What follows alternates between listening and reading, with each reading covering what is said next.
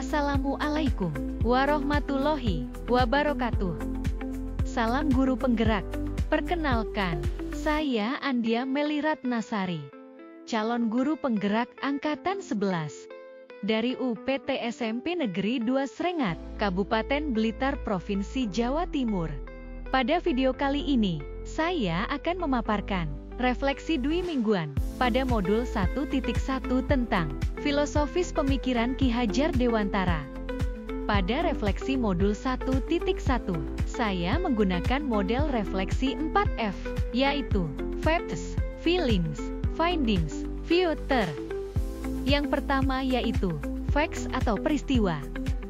Facts atau peristiwa meliputi sosialisasi guru penggerak, pengarahan teknis guru penggerak, mulai dari diri, eksplorasi konsep, ruang kolaborasi, lokakarya, orientasi, elaborasi pemahaman, dan aksi nyata. Rangkaian guru penggerak dimulai dari pembukaan dan pengarahan teknis secara virtual pada tanggal 13 Juni 2024. Setelah itu, calon guru penggerak mengakses LMS di akun SIM PKB masing-masing. Pertama, mulai dari diri, yakni belajar secara mandiri pada modul 1.1 tentang filosofis pemikiran Ki Hajar Dewantara. Kegiatan diawali dengan mengerjakan pretest 1.1. Pada saat itu, saya mengerjakan pretest dengan kemampuan awal dan pemahaman yang saya miliki. Kegiatan selanjutnya adalah kegiatan eksplorasi konsep. Kegiatan ini dilakukan secara virtual didampingi oleh fasilitator, pengajar praktik, dan rekan guru pengajar yang lain. Kegiatan berlanjut dengan ruang kolaborasi, di mana kami membentuk kelompok untuk berdiskusi modul 1.1, kemudian mempresentasikannya, dan saling menanggapi serta mengunggah hasil diskusi pada LMS. Selain bertatap muka secara virtual, calon guru penggerak juga saling berdiskusi di forum LMS. Pada lokakarya orientasi, kami melakukan beberapa kegiatan secara tatap muka, serta mengerjakan beberapa LK tentang perencanaan pembelajaran ke depan. Kegiatan tersebut dihadiri oleh kepala sekolah, pengawas, dan dinas pendidikan. Saya juga berkolaborasi dengan kepala sekolah dalam mengerjakan tugas tersebut. Kegiatan selanjutnya adalah elaborasi pemahaman yang dilakukan secara virtual bersama instruktur, fasilitator, pengajar praktik, dan rekan CJP lainnya. Kegiatan bermuara pada pemahaman CJP yang diimplementasikan dalam wujud aksi nyata. F yang kedua yaitu Feelings. Pertama, saya merasa khawatir saat akan mengikuti pendidikan guru penggerak karena takut tidak bisa membagi waktu antara kewajiban di sekolah juga kewajiban di rumah sebagai ibu rumah tangga. Kedua, saya merasa khawatir nantinya tidak bisa menyelesaikan tugas dan takut untuk kesulitan mengerjakan tugas-tugas CJP. Namun, hal tersebut tidak membuat saya patah semangat, karena saya bertemu dengan orang-orang hebat yang membuat saya sangat terinspirasi dan termotivasi. Tugas-tugas yang awalnya beban bagi saya, ternyata justru banyak manfaat secara langsung yang saya dapatkan dan merubah paradigma saya dalam mengajar. Saya berusaha membagi waktu, sehingga semua dapat saya jalankan dengan baik. Akhirnya, saya tidak kesulitan lagi dalam mengerjakan tugas-tugas CJP, tugas sekolah, keluarga, dan tugas lainnya. Semua itu berkat bimbingan fasilitator, pengajar praktik, serta dukungan dari kepala sekolah, rekan guru, keluarga, dan rekan CJP lainnya. F yang ketiga yaitu Findings atau pembelajaran. Banyak pembelajaran yang saya dapatkan dalam pendidikan guru penggerak ini, mulai dari akses LMS, diskusi secara virtual, maupun tugas yang dibuat secara merdeka, sehingga dapat diakses secara mandiri dan memudahkan CJP dalam mengikuti alurnya.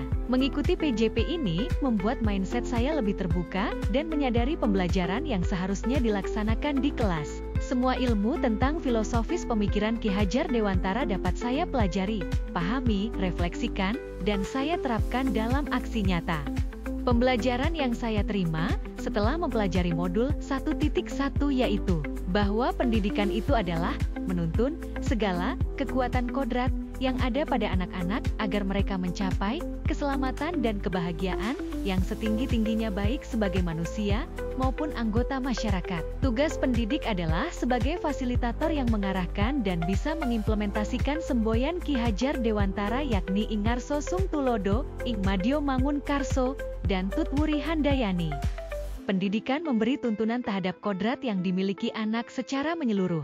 Sedangkan pengajaran merupakan bagian dari pendidikan itu sendiri, yaitu memberikan ilmu yang bermanfaat. Pendidikan juga berhamba pada anak, artinya semua diupayakan untuk anak, melayani, memenuhi kebutuhan belajar anak, sehingga di sini guru tidak menuntut apapun terhadap anak. Anak bukanlah kertas kosong yang bisa digambar sesuai keinginan orang dewasa. Anak lahir dengan kekuatan kodrat yang masih samar-samar. Tujuan pendidikan adalah untuk menuntun anak menebalkan garis samar-samar, agar dapat memperbaiki lakunya menjadi manusia seutuhnya.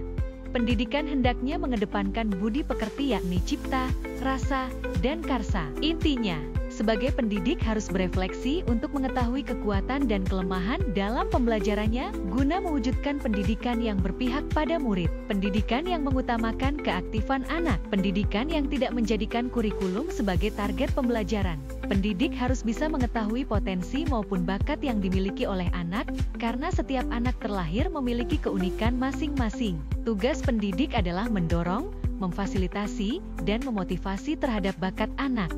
F yang keempat yaitu future atau penerapan.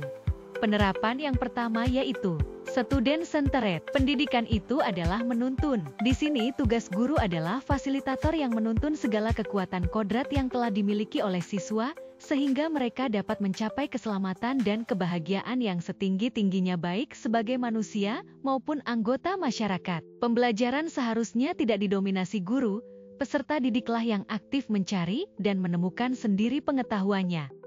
Penerapan yang kedua yaitu penggunaan model pembelajaran inovatif. Guru hendaknya terus meningkatkan profesionalismenya dengan menggunakan berbagai model pembelajaran inovatif.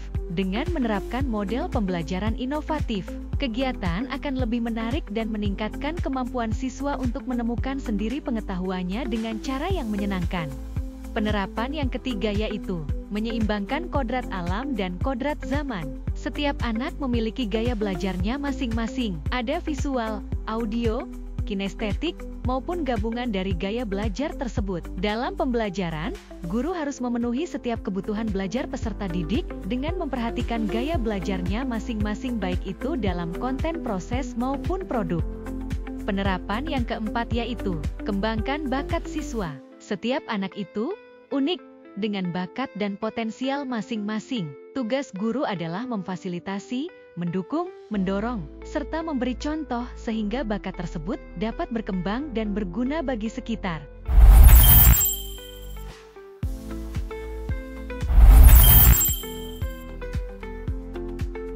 Tergerak, bergerak, dan menggerakkan.